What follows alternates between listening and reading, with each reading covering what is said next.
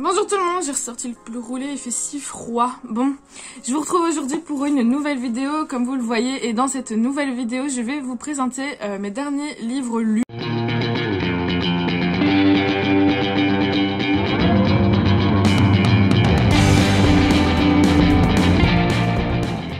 Je vais commencer par vous parler d'une trilogie que j'ai donc terminée. Il s'agit de Traqué, donc le tome 2 et le tome 3. Je vous avais déjà parlé du tome 1 il y a un petit moment déjà et que j'avais adoré. Je l'avais reçu dans une box il me semble et vraiment je m'y attendais pas, mais ça a été vraiment un coup de cœur. Et le tome 2 et le tome 3 ne sont pas en reste parce que je peux dire maintenant que je l'ai terminé que c'est une trilogie coup de cœur de 2020. Donc on va suivre l'histoire de Gène qui est un jeune garçon de 17 ans et qui vit dans un monde particulier parce que ce monde-là est envahi de vampires, on va dire. En fait ce sont des humains qui ont été contaminés par un certain virus et qui se sont transformés en genre de vampires, et donc leur but à eux forcément c'est de manger les humains qui restent, et le but de Gène forcément c'est de survivre. Un jour une chasse est organisée, en fait c'est un peu le style télé-réalité des vampires on va dire.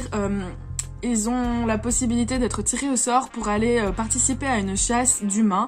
Donc ils partent dans un endroit des humains et le jour de cette chasse, les humains sont relâchés. Ceux-ci essayent de se libérer, de s'enfuir et ils sont vite rattrapés par les vampires qui les mangent. Voilà, c'est un peu la télé-réalité vampirienne on va dire. Vampiresque, bref vous m'avez compris. Donc la chasse va être de nouveau organisée et là qu'est-ce qu'il se passe? Comme par hasard, Gène est tiré au sort. Alors là ça va poser problème étant donné que il n'est pas un vampire donc il ne mange pas des humains. Ce que j'ai beaucoup aimé dans ces tomes c'est que on ne s'ennuie pas en fait. L'auteur nous abreuve d'actions et de péripéties et de rebondissements à chaque page, à chaque chapitre, on a envie de savoir ce qui va se passer. Moi j'ai pas réussi à m'arrêter à lire, franchement j'étais à fond dedans. Les personnages sont plutôt chouettes, sont plutôt intéressants, mais c'est surtout l'action qui fait la force de ce livre. Et surtout, pour parler du troisième tome, la fin est juste incroyable. Je m'attendais à ce que ce soit une dystopie bateau entre guillemets, dans le sens où une dystopie voilà avec un virus on en a déjà entendu beaucoup parler. Je me demandais vraiment comment ça allait finir, mais vraiment je m'attendais pas à ça. Et c'est ça que j'ai aimé dans cette trilogie, c'est que de A à Z, l'auteur nous a surpris, enfin ma surprise, ne m'a jamais laissé un moment de répit. Et à chaque fois que je pensais qu'il allait tomber dans des clichés de dystopie avec un virus ou quoi, post-apocalyptique comme ça, et ben pas du tout. Et du coup j'étais tout le temps chamboulée, on va dire, bouleversée dans mes habitudes, et j'ai adoré cette trilogie. Vraiment je vous la conseille.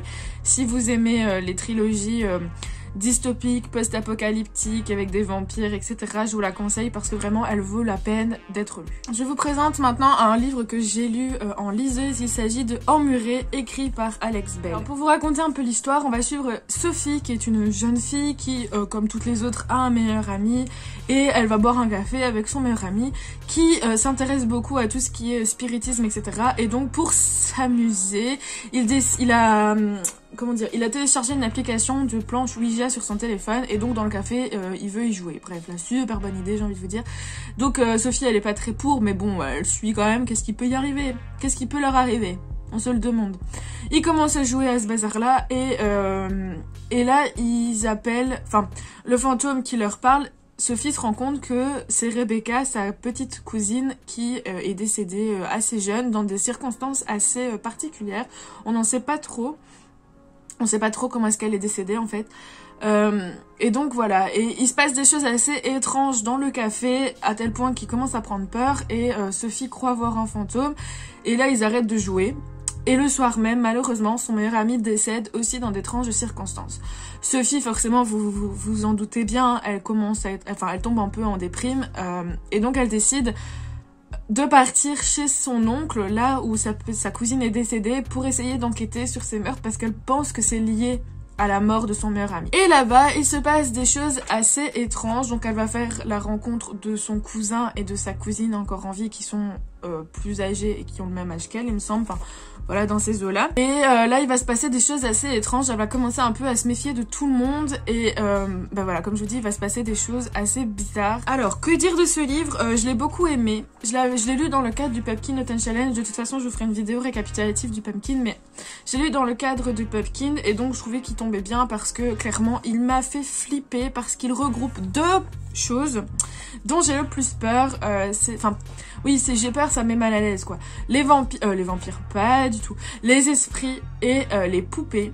Voilà, donc si vous n'aimez pas ces deux choses-là, je ne vous le conseille pas. Je trouve que les personnages sont quand même assez attachants, même si en fait le livre est assez court, donc final, il fait genre moins de 200 pages en tout cas, donc on peut pas vraiment s'attacher à eux, mais ils sont quand même assez attachants et l'histoire est juste très très intrigante. Vraiment on s'attend à rien, on a des petites suppositions sur ce qui a pu arriver à Rebecca, mais rien de sûr, et finalement on arrive à la fin et on est vachement surpris. C'est aussi un page turner parce qu'on a toujours envie de savoir ce qui va se passer. L'auteur, on sait pas trop ce qu'elle nous réserve, c'est assez mystérieux, assez perturbant. Il y a des scènes qui mettent quand même mal à l'aise. Après, je pense que peut-être pour les personnes qui ont l'habitude de lire des romans horrifiques comme ça, ou qui n'ont pas forcément peur des esprits ou des poupées, peut-être que je pense que ça ne vous fera pas vraiment flipper parce que bah, c'est surtout concentré là-dessus. Donc forcément, si ce sont deux choses qui ne vous font pas peur, voilà, on va continuer dans la même lignée des romans horrifiques avec Anna Caritas, le tome 1, écrit par Patrick Isabelle. Dans celui-ci, on va suivre Will Walker, cette fois, qui est un jeune homme aussi de 17 ans et qui, comme tous les jeunes hommes de son âge, décide de participer à des soirées. Alors, avec ses amis, ils vont à la soirée de Sabine, il me semble qu'elle s'appelle comme ça, de Sabrina, qui est un peu la fille la plus cool du lycée, bref. Et donc du coup ils vont à la soirée, tout se passe bien jusqu'au moment où encore une fois ils décident de jouer à la planche Ouija, mais quelle bonne idée. Et bien évidemment on se doute bien il va se passer des choses aussi très très particulières. En même temps, quelle idée de jouer à ça, enfin... Ne jouez pas à ça, c'est dangereux. Sauf que là, il va quand même y avoir des morts, des meubles qui cassent, des symboles étranges qui vont apparaître, des possessions, voilà. Donc ça va quand même vachement loin. Et Will va décider de s'allier avec une jeune fille assez mal vue dans la ville parce que des choses aussi étranges se sont passées autour d'elle. Et qui va donc les aider à sauver un peu Sabrina qui ne va pas bien. Et à sauver un peu la ville de ce démon fantôme, truc bizarre. J'espère que mon résumé n'était pas trop brouillon, mais en gros, ne jouez pas à la planche Ouija, c'est tout ce que j'ai à vous dire. Alors comparé à Emmuré, celui-là ne m'a pas trop fait flipper, même s'il y a quand même des scènes qui m'ont mise mal à l'aise, dans le sens où j'étais pas à l'aise d'être toute seule dans ma chambre par exemple. Après de là à vraiment flipper, non, mais voilà, j'étais pas très à l'aise. C'est quand même une lecture très prenante, très addictive, il se passe toujours beaucoup de choses. C'est aussi un livre assez petit, il fait aussi moins de 200 pages, donc comme pour Emmuré, on n'a pas le temps de s'attacher aux personnages. Par contre là il y a un tome 2, donc peut-être qu'on en saura plus sur eux. C'est ça aussi que je reproche un peu à ce livre, c'est que Marianne est un personnage assez mystérieux, assez étrange, et finalement on ne sait pas vraiment ce qui lui est arrivé, on n'en sait pas plus sur elle, et c'est un des points négatifs que j'aurais pu dire, c'est de savoir un peu plus sur elle. L'intrigue est juste vraiment bien, il y a beaucoup d'actions comme je le disais. Maintenant je pense que, encore une fois, ça peut être prévisible pour les personnes qui ont l'habitude de lire ce genre de livre. Et le fait que c'était un petit livre, donc moins de 200 pages, ça entraînait que je disais donc les personnages ne sont pas assez développés à mon sens. Ce qui fait qu'on ne s'attache pas à eux. Et puis surtout, je trouve que certains événements sont aussi un peu bâclés. Surtout la fin, je trouve qu'elle allait assez vite. Je passe maintenant à un autre livre papier. Il s'agit du Faiseur de rêves de Laini Taylor. Alors on va suivre Laszlo qui est un jeune homme, tout ce qu'il y a de plus normal, qui est un jeune bibliothécaire et qui est très rêveur. Et sa seule envie au monde, c'est de découvrir la cité mystérieuse et légendaire qui s'appelle Désolation. Cette cité va perdre son véritable nom par magie, on ne sait pas trop comment, d'où le fait que tout le monde l'appelle Désolation maintenant, et Laszlo veut absolument le retrouver et comprendre ce qui s'est passé. Vraiment c'est une obsession, il fait tout pour vivre, pour aller dans cette cité. Un jour, comme par hasard, une délégation venant de cette cité va arriver dans le village où Laszlo habite. Ils viennent chercher en fait des personnes qui sont expertes dans certains domaines pour une mission, on ne sait pas laquelle. Et Laszlo, qui lui n'est pas dans les personnes recherchées, va quand même y aller au culot et va montrer à cette délégation que lui aussi peut très bien venir avec eux. Et grâce à son culot et à ses connaissances, il va réussir à se faire engager par cette délégation et donc partir avec eux pour cette fameuse cité. Vous vous doutez bien que Laszlo est genre super content parce que c'était son rêve d'enfant. Et il va arriver à Désolation et là il va se rendre compte qu'il se passe quand même des choses assez étranges et on peut dire que clairement que le rêve et la réalité s'entremêlent. En fait c'est un peu compliqué à vous décrire ce livre parce que déjà il est très gros et il y a énormément d'informations je trouve pour un tome 1. Et des informations importantes et j'aurais trop peur de vous spoiler. Donc voilà, je vais juste vous dire ça et à vous de voir si ça vous donne envie ou si vous voulez aller lire plus de choses sur ce livre pour vous donner envie. Alors sinon sur ma lecture, je trouvais que c'était une très bonne lecture, même si au début j'ai été assez perturbée parce que je trouve que l'écriture est assez lourde et très poétique. Alors ça... c'est pas dérangeant en un sens, mais c'est vrai que quand on commence la lecture et qu'on n'est pas trop habitué ou qu'on s'attend pas à ça, ça peut être vite déstabilisant et on peut avoir beaucoup de mal à rentrer dans l'histoire, ce qui a été mon cas. Heureusement, ça n'a pas duré, j'ai vraiment je pense qu'après 5 chapitres où je me suis un peu forcée à lire, je suis rentrée dedans et ça s'est très bien passé. Après, ce que je regrette aussi, c'est qu'il y a quand même pas mal de longueur, des passages qui sont pas forcément importants ou utiles dans l'histoire. Voilà, ça amène toujours un petit plus, hein, mais voilà, franchement, ces passages-là n'auraient pas existé, ça n'aurait pas dérangé, je pense. Et du coup, c'est vrai que ces longueurs, parfois, ça me faisait un peu décrocher et je lisais parfois en diagonale, je l'avoue. Sinon, pour parler de l'univers, je trouve qu'il est très riche, il est très bien construit. Il y a vraiment une recherche autour de cet univers avec ses propres lois, sa propre religion, ses propres dispositions, métiers, etc. Enfin voilà, donc vraiment, on a tout ce qu'on veut dans un bon univers bien construit. Je trouve que les personnages aussi sont assez complexes et réalistes. Le fait qu'il y ait justement ces quelques longueurs, parfois, ça nous rapproche des personnages parce qu'on en apprend plus sur eux. Il y a quand même 2 personnages que j'adore et je trouve que les personnages ne sont pas tout noirs ou tout blancs. Il y a vraiment cette question de gris dans les personnages et c'est ça qui les rend intéressants parce que même le personnage qu'on peut considérer comme vraiment méchant et cruel, ben finalement on peut comprendre pourquoi cette personne est comme ça. Ça n'excuse pas son comportement bien évidemment, mais ça aide à comprendre en fait et du coup on arrive à la prendre en pitié, on va dire. Donc pour ce livre, franchement j'ai bien aimé, je vous le conseille si vous n'avez pas peur des livres très longs ou avec quelques longueurs et une écriture assez lourde, parce que c'est vrai que je pense que une personne qui aime lire des livres sans prise de tête, ce livre n'est pas pour vous parce que clairement il faut avoir le temps, on va dire, de le lire. C'est pas un livre qu'on peut faire durer parce que je pense que si on lit une fois et puis qu'on arrête et puis qu'on le relit, on risque d'oublier des éléments importants et de se perdre. Donc voilà, c'est un livre où il faut être concentré, il faut avoir un peu de temps devant soi pour le lire.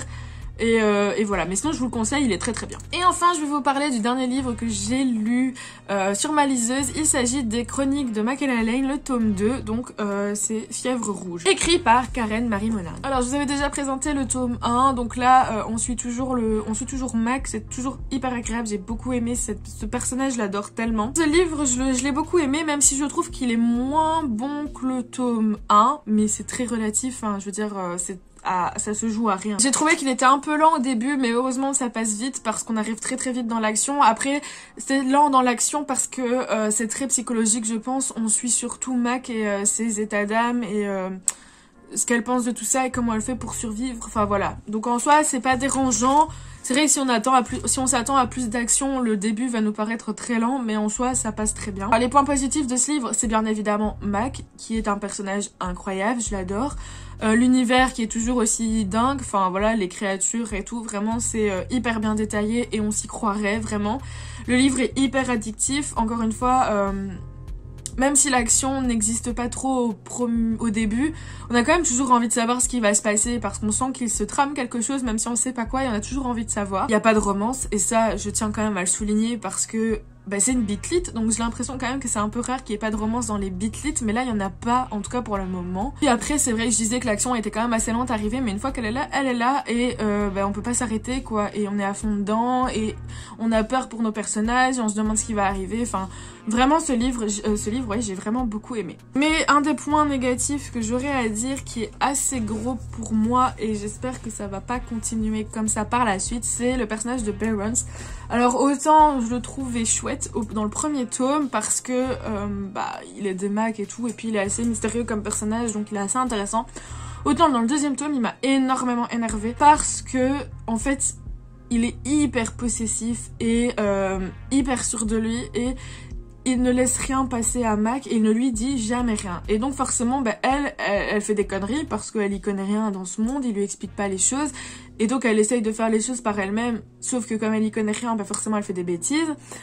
Et elle se retrouve dans des positions assez compliquées. Et après, Rance va lui reprocher ça. Et surtout, il l'écoute pas, il lui impose des choses. J'aime pas trop ce rapport de domination, ce rapport de force qu'il a envers elle. Parce que clairement, elle est pas conne, Mac. J'ai l'impression de parler d'une amie, mais c'est un peu ça. Mais elle est pas débile. Et je suis sûre que s'il commençait à lui expliquer les choses, forcément il est pas obligé de tout lui dire parce qu'il a le droit à avoir ses secrets et ce mystère. Mais s'il lui expliquait pourquoi est-ce qu'il faisait certaines choses, pourquoi est-ce qu'il voulait... Enfin, s'il commençait à lui expliquer certaines choses, je suis sûre qu'elle comprendrait. Et que elle râlerait sûrement, mais qu'elle comprendrait et qu'il y aurait beaucoup moins de problèmes. Après vous allez me dire si c'est ça, il n'y a pas d'histoire. Mais du coup, c'est vrai que le personnage de Rance, pour le coup, il m'a un peu saoulée parce que non, tu t'imposes pas des choses comme ça et si c'est non, c'est non. Enfin voilà, c'est toujours le même problème, mais j'espère vraiment qu'il va changer de comportement pour les prochains tomes parce que dans ce tome-ci, il m'a énervé à un point, vous pouvez même pas imaginer. Mais en conclusion, c'était une très bonne lecture. J'ai hâte de lire le prochain tome et de savoir ce qui va se passer. Vraiment, c'est une bouffée d'air frais, je trouve, cette saga. On va terminer avec cette update lecture. J'espère qu'il vous a plu. N'hésitez pas à vous abonner si vous avez envie de me suivre et de mettre un petit pouce bleu si vous avez aimé la vidéo. N'hésitez pas aussi à commenter dans les commentaires, du coup, les livres dont je vous ai parlé, si vous en avez lu ou pas. Enfin bref, vous connaissez la chanson. Sur ce, moi je vous dis à la semaine prochaine et en attendant, portez-vous bien.